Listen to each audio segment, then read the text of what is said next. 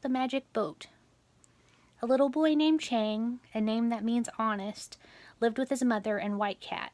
He spent each day cutting firewood for his mother. One day he saw an old man fall from a single log bridge into the river. Chang rushed to save the old man. The old man was impressed with Chang's courage and selflessness and gave him a small dragon boat. When the old man said, grow bigger, may you brave the wind and water," the boat turned into a larger vessel. When he said, grow smaller, may you be a toy again," the boat became a toy again. The old man left Chang with the toy boat and told him that if he ever needed help, he was to call to the east, grandfather. The old man disappeared. Soon the rains came. It rained for 10 days and 10 nights. The water began to rise.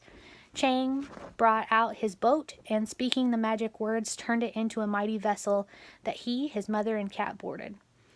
As they sailed on the rising sea and spied an ant, a bee, and a crane that were drowning, they rescued each of them, and once on board the boat they began to help row and steer the boat. They spied a man struggling in the water and rescued him. His name was Ying, which means tricky. Once aboard the boat, he refused to help. He stretched out on the deck and gave orders to the others. Once the rain stopped and the water receded, Chang returned to his village and, saying the magic words, changed the boat into a toy. Ying saw this and wanted the magic boat. Chang set about rebuilding his house that had been destroyed in the flood.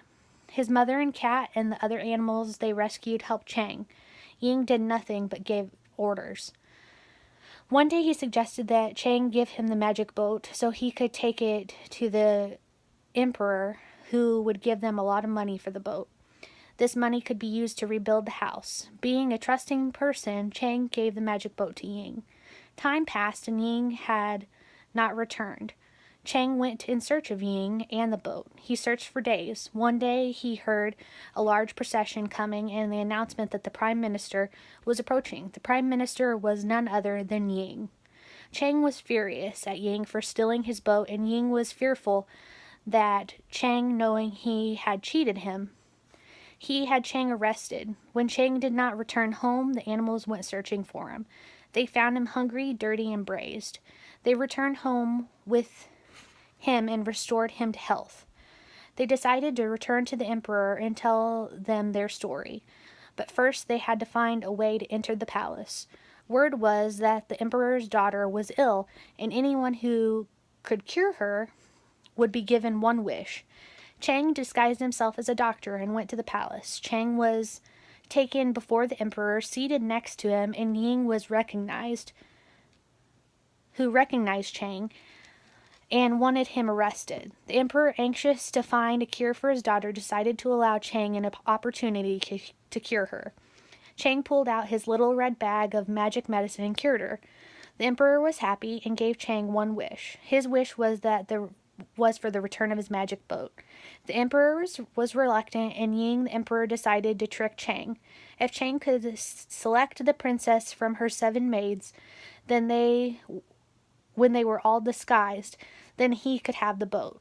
The princess and her maidens were brought out before Chang. The queen bee buzzed around the head of the princess, so he made the right selection. The emperor again refused to give him the boat. The emperor told Chang that he had to prove to him that the boat was his. Chang remembered the words of the old man and called to the east, grandfather. The old man appeared, riding a golden phoenix, and told the emperor that he had given the boat to Chang. The emperor and Ying told the emperor that he had given the boat to Chang. The emperor and Ying refused again. The animals began to chant, turn Ying into an old gray wolf and the emperor into a big wild pig. And the old man did. Chang retrieved his boat and returned home with his friends. He used the boat to help others in times of need and to bring joy in times of peace.